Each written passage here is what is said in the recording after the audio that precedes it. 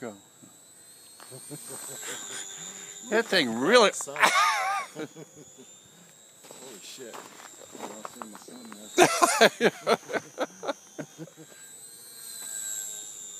Oh! I gotta get that.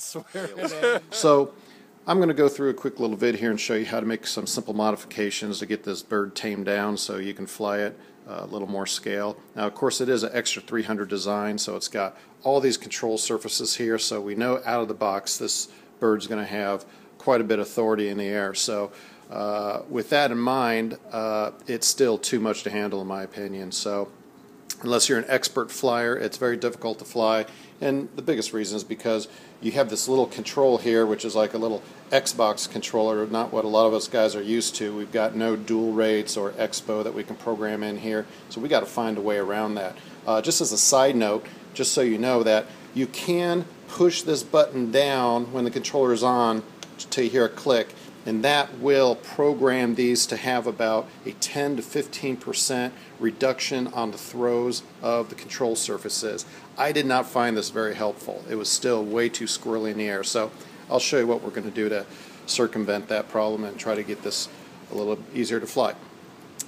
All you're going to really need here is a little screwdriver, a little Phillips head screwdriver, a tiny little 1/16 drill bit, and a razor blade. And what we're going to do is we are going to just make 4 little incisions to open up this canopy here to get at the to the servos. So first thing I did is I actually pulled the tape off. You can see I lost some paint there, so I'm going to recommend that you guys take a razor blade and just make a cut here. You're going to make a cut back here where you see that paint removed, and do the same for the other side. Just make a cut right down the fuselage. When you do that, you're going to be able to lift this top off like so. Okay, just set that aside. So let's have a look at what's going on inside this plane here. Move this out of the way. Okay, as you can see, we've got a little servo. This looks like a little, maybe a 5-gram servo here that controls the ailerons. Okay, one servo that moves both these ailerons here. We've got a servo up here that is for the elevator, and another servo for the rudder. I'm sorry, this side is the rudder and steerable tail wheel. This side is the elevator. So first thing I did, and I've already done this, but I'm going to show you what I did, is I just took the Phillips head screwdriver and I just unscrewed these and lifted these off, and then I was able to set these, move the wire to the innermost hole to minimize the throw, to give me a little more control in the air. This is kind of like setting dual rates up on your radio. So moving from the outer hole to the inner hole, it moves the control surfaces less by about 20-25%. That's the first thing I did. Second thing I did is I took off this plastic control horn here off the servo, and I drilled 2 holes. Now, I don't know if you can see this. Originally, there were just these 2 outer holes here. Okay, what I did is I used my 1/16 drill and I drilled 2 more holes very close as I can get to that center stem there. Once I did that, I was able to move my control wires into that center hole. What this is doing is it's making these ailerons move a lot less. Now, this is key.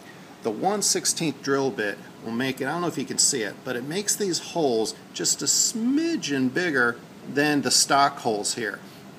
Normally I wouldn't recommend this because it creates a little play in where the wire is in the hole there. The reason this works out well is because it actually creates a little expo, meaning that when you move the servo a little bit, it doesn't actually move the wire and control surface until you give it a little more. And it really, you probably can't see this, but there is a little bit of play in that hole and where the wire is. And I'm sorry if this is not clear enough for you to see. At any rate, the end result is that when you move the sticks on the ailerons, you get a little forgiveness, and these control surfaces move a little bit less. It's in a sense setting up about 20% expo and moving your dual rates down to about 80%. That's kind of how it feels for me. So we're going to take this thing out and fly it and see what kind of a difference it made. I really think from what we've done here, it's really going to help control this plane a little bit, because it was just everything I did in the air was overcompensating. It took everything I had to get it on the ground. So let's get it up in the air and see what we do. Once you've got everything put back together, you're just going to simply retape in 4 spots on here. 1, 2, 3, 4, and this airplane is ready to get back in the air again. Okay, let's get this thing in the air and see how she flies. Okay, remaiden of the Mini Air.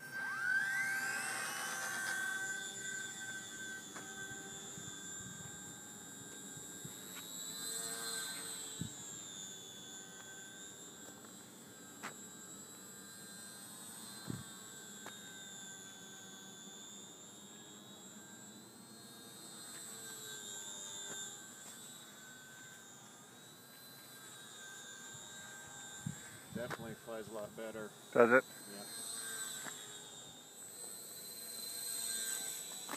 Yeah. It is flying way better than it was before. It is? Yeah.